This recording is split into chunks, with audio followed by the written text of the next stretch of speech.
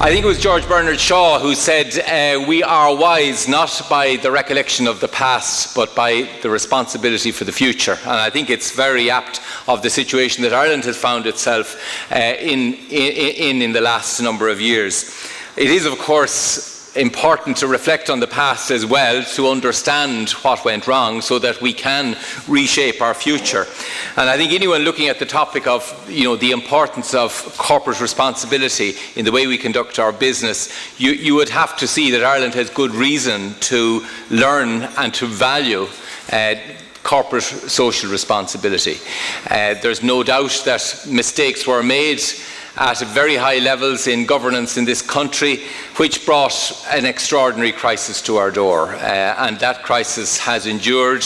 1 in 6 people lost their jobs. We've the highest level of indebtedness both by public and private sectors anywhere in Europe, almost. And we are grappling with the recovery from that.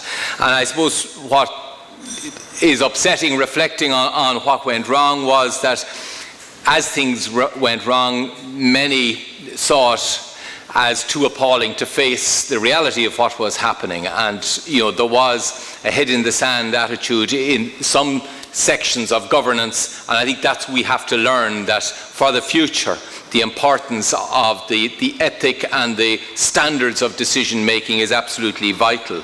What's everyone's responsibility often becomes no one's responsibility, and that is the path that leads us astray. And I think what's important about your organisation is you're recognising that corporate leaders need to recognise that wider everybody's responsibility is something that ultimately is crucial to the success of their business and all of businesses in our community.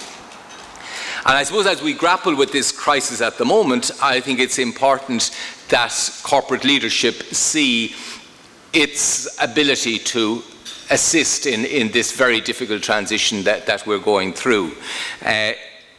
I think all of you know that there has been a decline in recent years in business startup in Ireland. And over 1 in 3 businesses that do start up fail.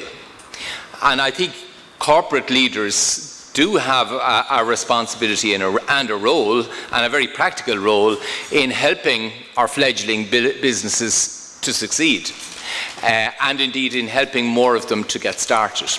So I think that's an area that I would be very keen to see you put on your agenda, as well as the standards that you already recognise in individual companies. Because there are ways in which, in a more connected world, for any small business to understand finance, to understand crowdfunding, which is about using your own communities as a basis for funding and building your roots really deep. These are things that leadership in companies like your own can play a huge role.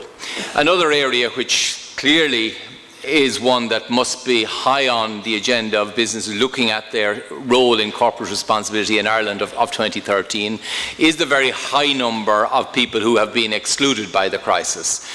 We have a high rate of unemployment. We also have a high rate of discouraged, I suppose, people who are outside of the workforce altogether.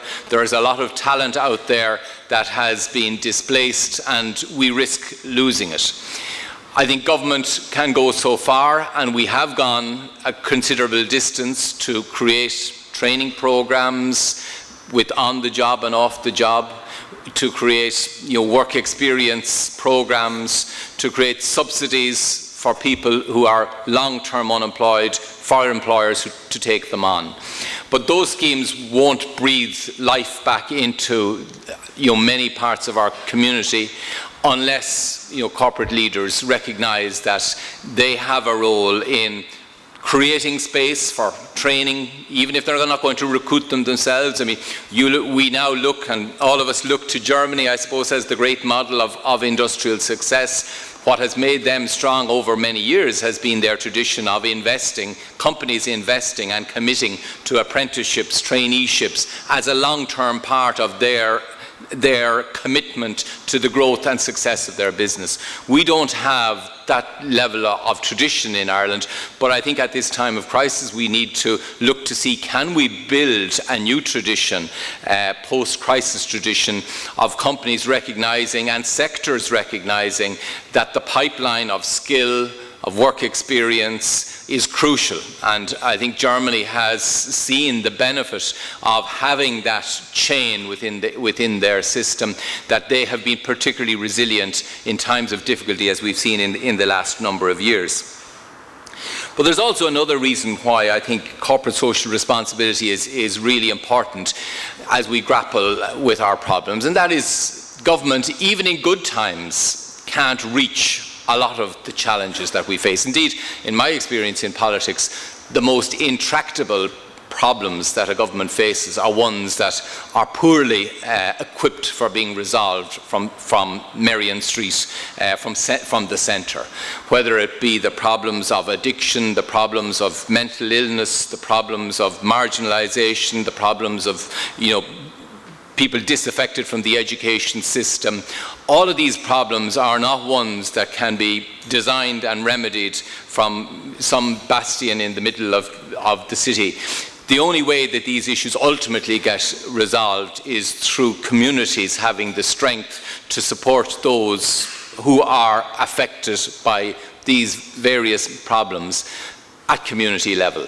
And many of you are key leaders in your communities and have already played a role and facilitate your staff in playing roles in communities. And it's even more the case in a time when government, as we all know, is going to be constrained by resources. The way in which we reach resolutions for some of these most intractable problems requires leadership in our community. And I think that is ultimately, you and your companies who are embedded in communities have a huge role. A last area that I would put on your agenda, so to speak, is regional development. We are seeing wonderful recovery in some parts of our country. We have built, strong, I suppose, clusters of strength, and Dublin can rightly claim to be, I suppose, the internet capital of Europe. But yet, I think we have problems even within successful regions and also regions who aren't so successful.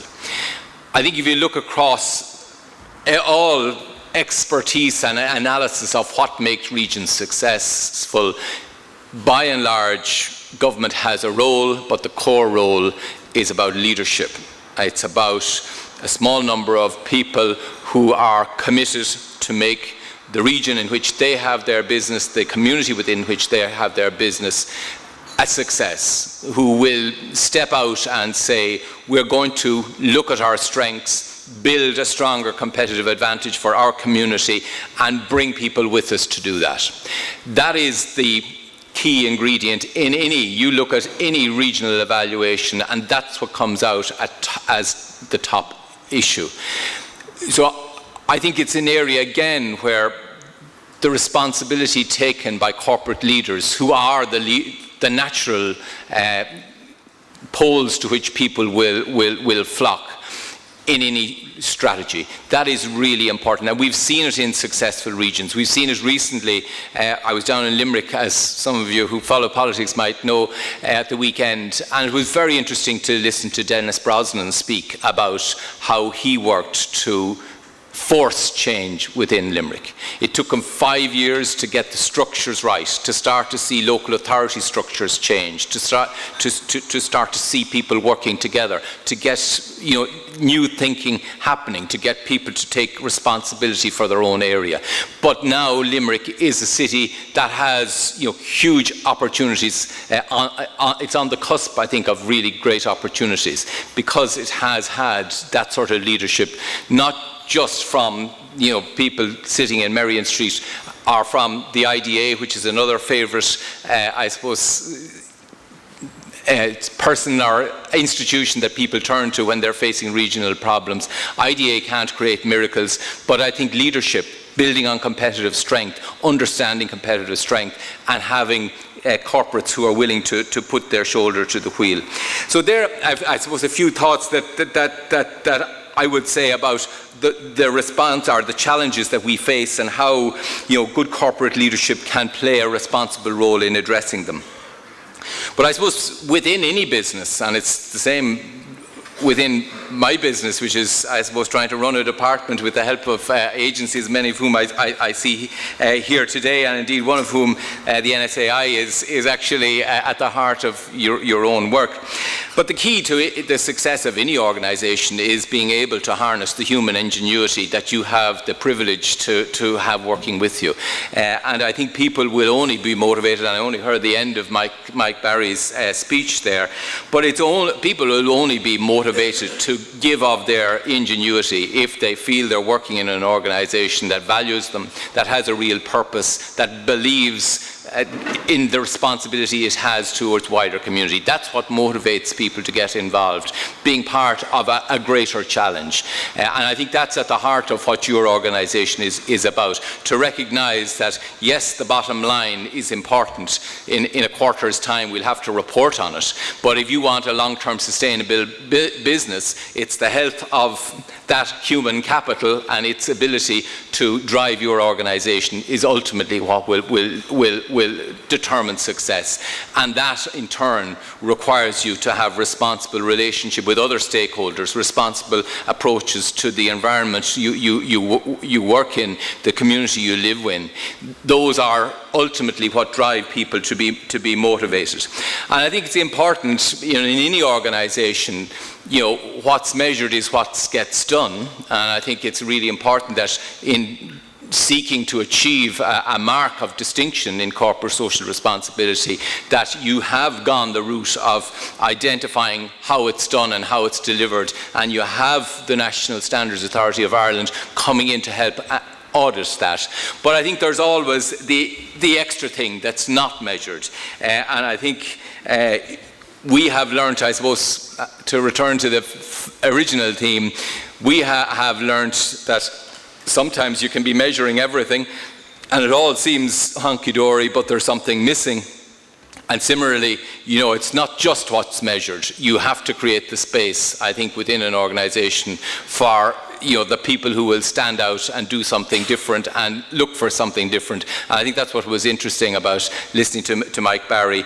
It was people, at the coal face who filtered up some of the ideas about change. It's not just about designing a super efficient auditing system and measuring system. It has to be open to that spark of genius and be listening to those voices who would have you question whether your emperor actually is as well clothed as he thinks he is. So I'd like to really thank you for giving me the opportunity to say a few words. It is great to see people assembling to look at the opportunities to do better outside of their business as well as within their business. And I think it's something that we all need to take time to step out to do this. And I know Kieran McGowan, who has been an inspiration in any work he's taken on, and I've had the pleasure of working with him for very many years. I think he's probably one of the only leaders of a state company that I don't think ever worked under a Fianna Fáil minister. Not that that's a bad thing.